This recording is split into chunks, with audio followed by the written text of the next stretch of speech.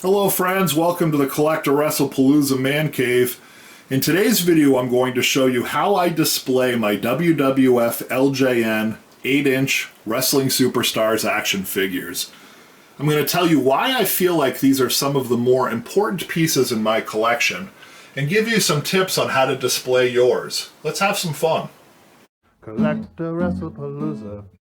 CollectAWrestlePalooza.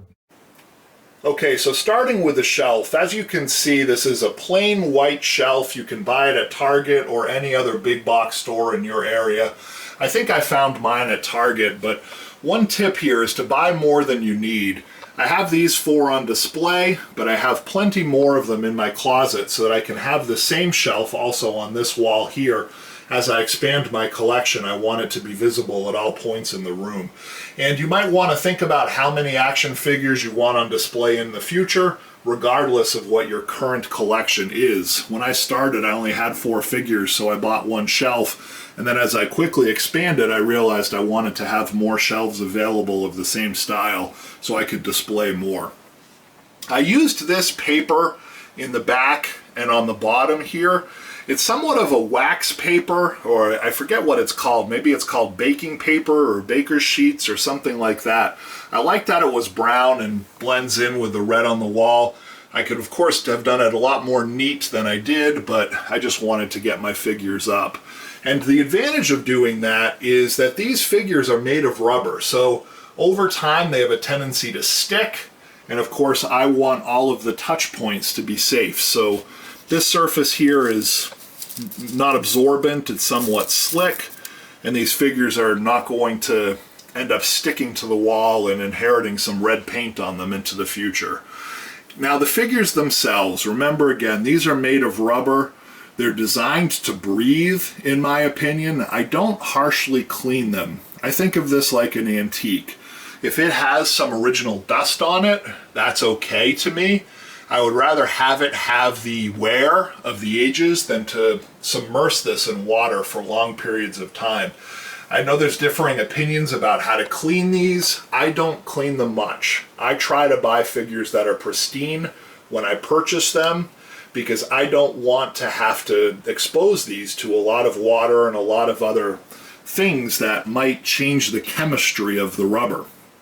Folks that collect these know that over time they can get mold spots, they can get odd things that happen with the rubber, and in my opinion the best thing to do is just put them in an environmentally safe room, let them breathe, let them be exposed to the elements a little bit, and and not touch them, not put a lot of other chemicals and things onto them that are going to change the chemistry of the figure itself. Rubber is somewhat more organic than a hard plastic or that type of thing that action figures are made of nowadays. And the other thing you'll notice is I buy all of my figures complete. Of course, Koko Beware has Frankie, Cowboy Bob Orton has his hat, Honky has his guitar. I consider this to be somewhat of a museum. These are PC items for me. Folks that visit the CollectAWrestlePalooza eBay store know I don't sell WWF LJNs in my shop very often. 1, they're very expensive to ship. And 2, I like to hold on to these. I buy them one at a time. I don't buy collections of them. I look at the particular copy that I'm buying, and I want that to be the best representation of this figure. So again, they can be viewed somewhat as an historical artifact in my bedroom. And I feel good about the long-term value of the WWF LJNs. They are some of the most important action figures that were ever made.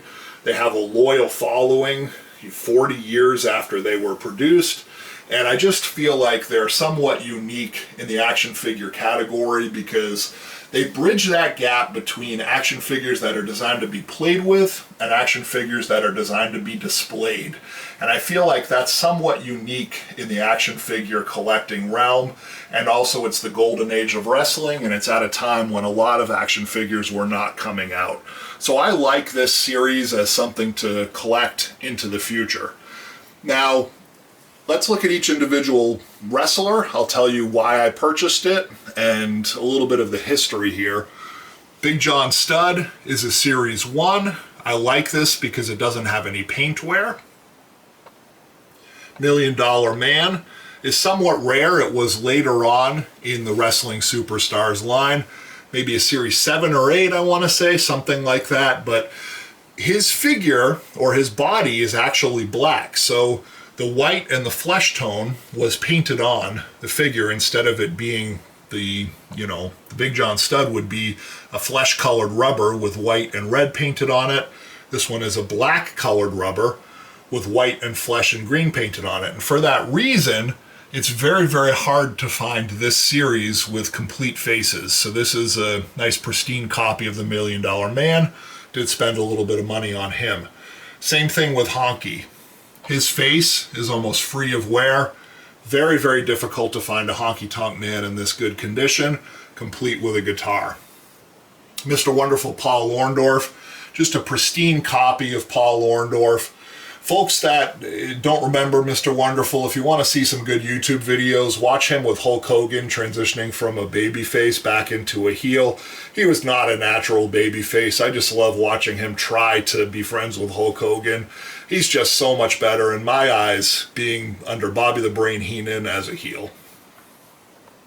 The living legend, Bruno Sammartino, in my opinion, an underrated action figure because he's of the golden age before the 1980s golden age. He's more of the 1960s, 1970s, is when he was winning all of his titles, and he was the Hulk Hogan of that period. So I feel like having a nod to this wrestler in this action figure line is kind of special. Jesse the Body Ventura, 1980 superstar, of course, went on to government roles, movie roles, crossover star. There are some variations of him with the hair. I think there are some that he has darker hair.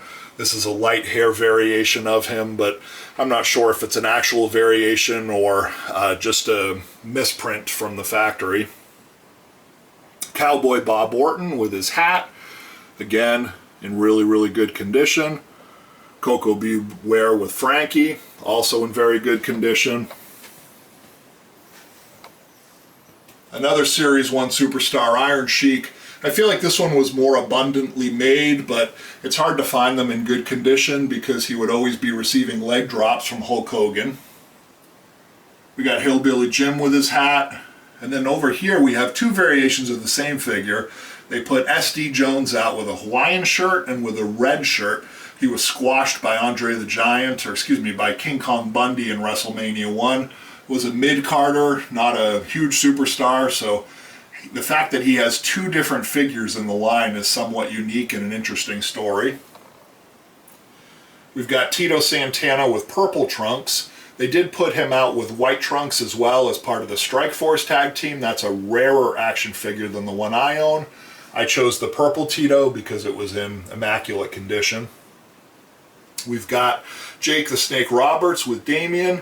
He has a hard time standing up because his feet are so close together, but it's hard to find these with Damien. Damien himself can fetch some money, so getting a complete, good condition Jake with Damien was a find. Roddy Piper, again, this one has a couple variants. This is the red boot variant. There's a brown boot variant. I just chose to display my red boot version because it's in better condition. And then One Man Gang, another one that's really hard to find in good condition. You can see his face is somewhat free from wear. This is another one that the entire rubber body is made of black, so it's hard to find one that the face has not been rubbed off or there isn't some wear on his arms. So another valuable figure from my collection. So that does it, folks. I hope you got some tips or at least some inspiration if you do collect these awesome action figures.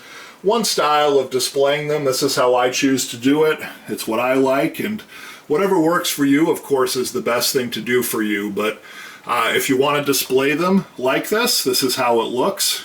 Enjoy collecting, and thank you for supporting the channel. CollectAWrestlePalooza. CollectAWrestlePalooza.